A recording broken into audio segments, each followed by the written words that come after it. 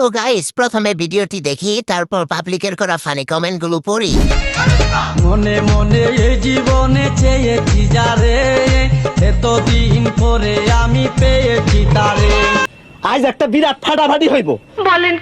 तो चलिए शुरू करते हैं। কেউ কি খেয়াল করছেন ওদের দুজনের 5টা হাত? আর দুইজনের সাইজ A+36।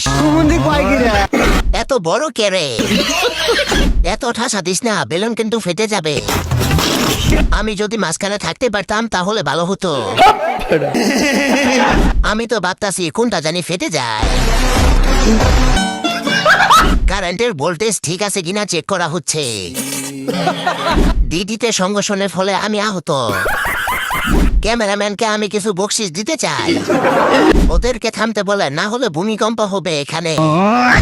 সাংবাদিক আর দর্জি, ওদের চোখে নজর ভালো।